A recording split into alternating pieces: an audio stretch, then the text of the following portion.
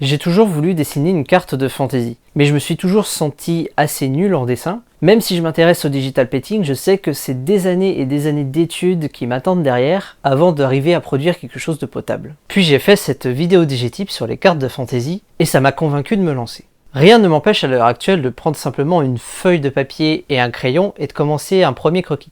Mais j'avais surtout besoin d'un logiciel ou d'une solution qui me permettrait de revenir sur la carte au fur et à mesure de l'écriture de mon roman. Et il existe des tas de sites vraiment sympas et pour des tas d'usages différents. Et il y a tout d'abord Asgard Fantasy Map Generator, qui est un site internet qui permet de générer de manière procédurale des cartes de fantasy. Il y a aussi Dungeon Map for RPG, qui est un logiciel sur Steam qui permet de faire surtout des cartes pour des jeux de rôle. Il y a aussi Watabu qui permet de générer des cartes de villes médiévales fantastiques. Il est assez intéressant, même si le seul reproche que je peux lui faire, c'est qu'au Moyen-Âge, les rues étaient rarement aussi droites, aussi carrées. Ça, c'était pendant l'Antiquité. Normalement, c'est toujours des chemins très tortueux, très sinueux. Ça ne mène parfois à rien, ça mène parfois aussi à des impasses le plus souvent. Il a fallu plusieurs fois supprimer des quartiers entiers pour que la ville puisse respirer à nouveau. Et il y a aussi le très connu Inkarnate. Inkarnate est réputé pour sa prise en main facile, mais l'inconvénient pour moi c'est qu'il s'agit d'un logiciel online par abonnement. Il faut payer un abonnement et si vous ne dessinez pas des cartes très régulièrement, je ne vois vraiment pas l'intérêt de payer un abonnement pour ça. Alors on se rapproche très fortement de ce que je recherche, mais c'était pas encore tout à fait ça. Et j'ai finalement choisi Wonderdraft.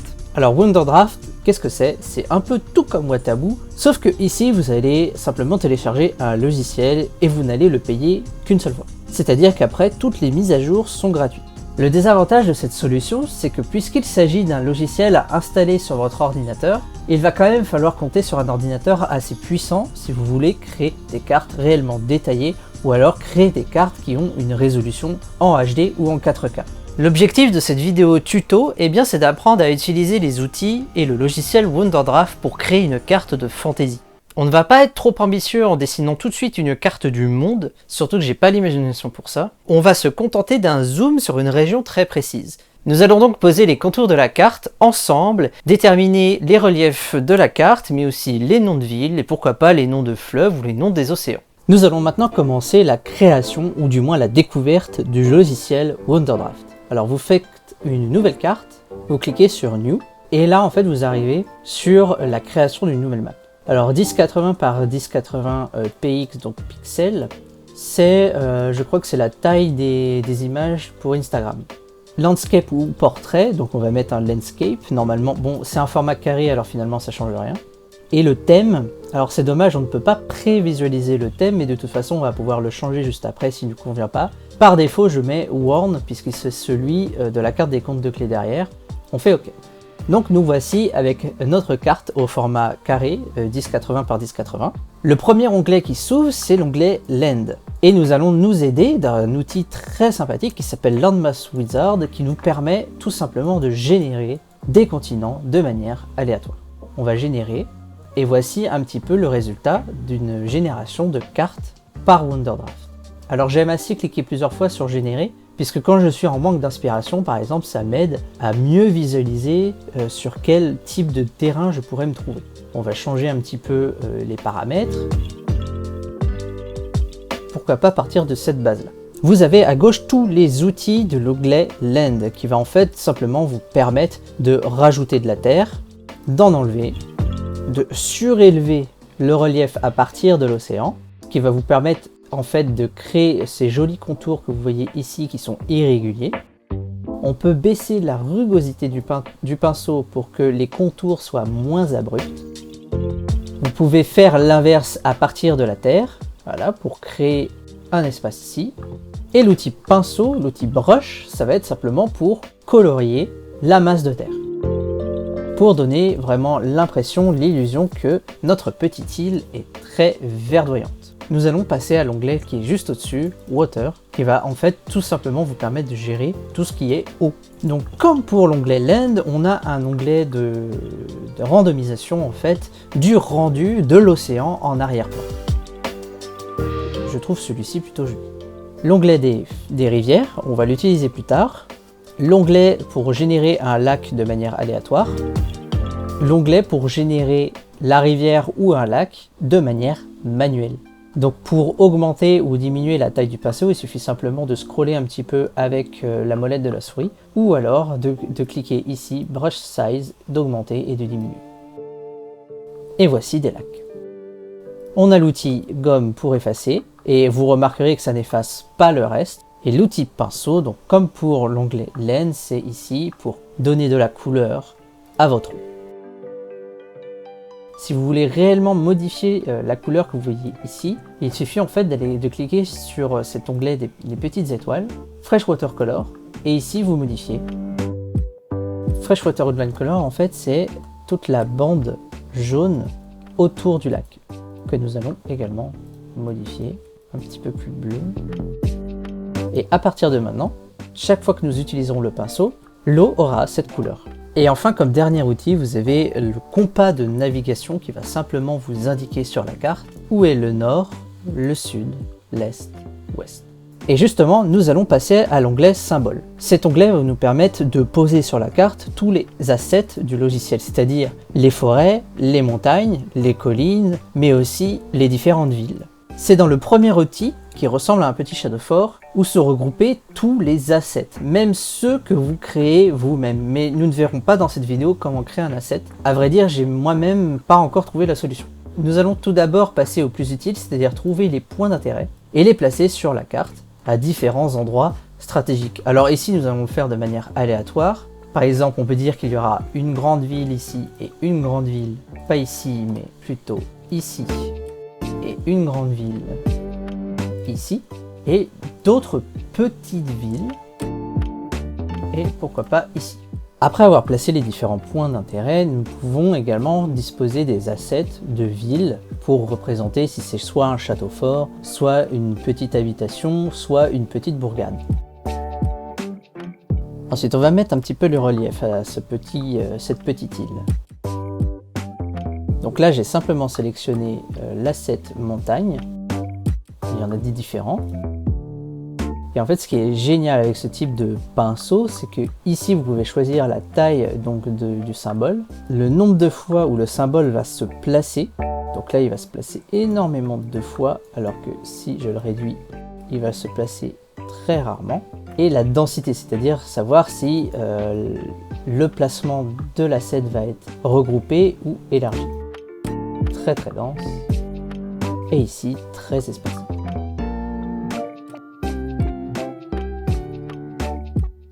On va même en mettre une plus grande. Et maintenant, on passe aux forêts.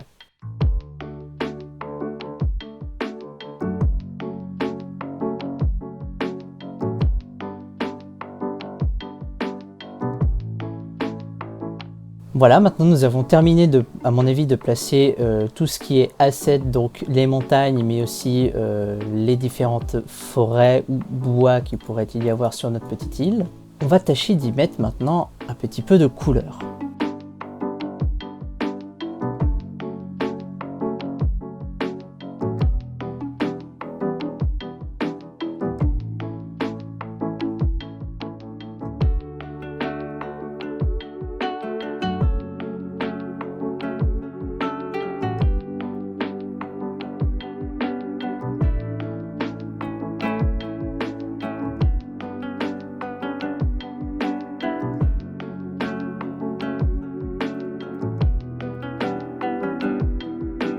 Maintenant que la partie couleur est à peu près convenable, à peu près terminée, nous allons tout simplement mettre les noms de villes. Alors ce qu'il y a de bien aussi avec l'outil Wonderdraft, c'est que quand vous cliquez sur l'onglet Label et sur l'onglet Ajouter un titre, vous pouvez choisir la couleur bien sûr du titre à laquelle le nom va s'afficher, mais aussi vous pouvez choisir de générer un nom de manière aléatoire.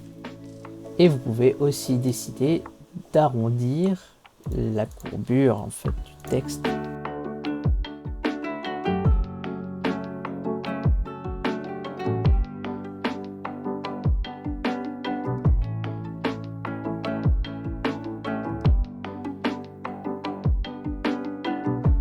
Pour expliquer très rapidement ce que j'ai fait, en fait j'ai appliqué un template, donc pour les petites villes ou pour les petits points d'intérêt, le nom est plus petit est écrit dans une couleur différente. Pour les grosses villes, on met le nom en plus gros avec une courbure, alors que sur les autres, il n'y en a pas. On aurait pu également mettre une police différente pour chacun. Je les ai également tous fait pointer vers la direction nord-est pour que la lisibilité, en fait, que le confort de lecture soit préservé. Nous allons maintenant pouvoir mettre les chemins que nous avons passés tout à l'heure, mais maintenant que nous avons nos villes, nous allons pouvoir les relier. Alors oui, il y a plusieurs possibilités. On va faire les traits pour relier les grandes villes et les petits points pour relier les petites villes. Nous allons également mettre des points de navigation.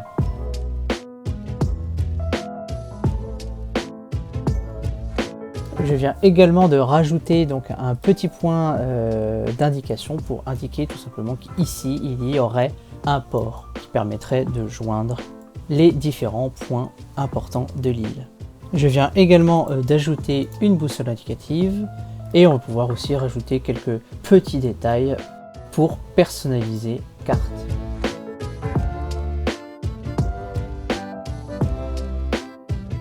Et bien voilà qui me semble plutôt satisfaisant. Nous pouvons également rajouter une échelle de distance pour noter soit la distance en kilomètres, soit selon une unité que l'on aurait décidé. Donc nous avons rajouté une timeline ici en heures, donc de 0 à 2 heures. Et ça aussi c'est un outil très sympa en fait pour nous permettre de calculer la cohérence des distances. De ici à ici, il y a 411 pixels, mais on va plutôt utiliser Use Scale Unit, c'est-à-dire l'unité de temps que nous avons entré, pour savoir combien d'heures exactement il y a entre Cyanide et Vigil Hide. Il y a 3h02. On a un outil qui s'appelle le Grid Tool qui va en fait tout simplement nous permettre d'ajouter, si l'on le souhaite, des cases ou un nid d'abeilles. Ça c'est surtout valable donc pour les jeux de rôle et les bottom-up. Nous allons par contre ajouter un petit branding.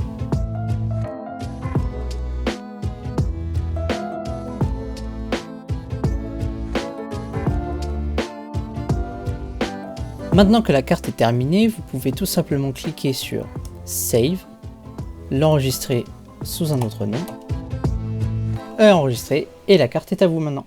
Maintenant que la carte est terminée et que vous avez tout bien suivi sans faire de saut dans la vidéo, vous devez avoir tous les outils en main pour créer vous-même votre première carte de fantasy à l'aide de Wonderdraft. Mais à mon avis, tout ce qui s'est dit ici doit pouvoir aussi s'appliquer à la version gratuite de Inkarnate. Lancez-vous, soyez indulgents avec vous-même, n'oubliez pas que le premier résultat est toujours assez laid. En tout cas, l'important c'est d'aller jusqu'au bout.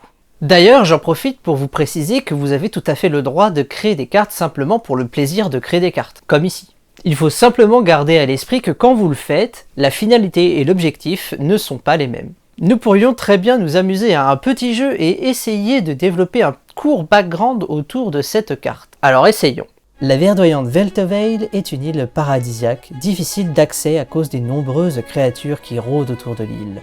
Elle est le point de rendez-vous préféré des voiliers marchands et autres goélettes à petit fond. Auberges, restaurants, thalassos, centres de sport. Dans la magnifique cité marchande de Goldgarden, les plus riches des voyageurs pourront y acquérir des perles de voix de sirènes et des crocs de serpents d'eau que l'on ne trouve nulle part ailleurs. Les plus pauvres se rabattront sur les bières de Vigil Hide ou iront s'enrôler comme mercenaires à la forteresse d'Isha Harbor. En tant que mercenaire, vous serez nourris et logés dans la petite bourgade de Sliteros. Mais peut-être voulez-vous tenter votre chance en compagnie des pirates de Mesa Height? Ils descendent régulièrement à Goldgarden, exercer leurs talents les plus sordides. C'est terminé pour cette vidéo un peu spéciale, c'est la première fois que je réalise un tuto, j'espère au moins qu'elle vous sera utile. Abonnez-vous à la chaîne si ce n'est pas déjà fait, laissez un commentaire ou un pouce bleu, c'est au choix. Vous êtes tout aussi libre de faire les deux. Sur ce, compagnons conteleurs, merci de répondre toujours présent, nous on se revoit pour une prochaine vidéo des Digitips ou des Naralises, je ne sais pas encore. Allez, salut!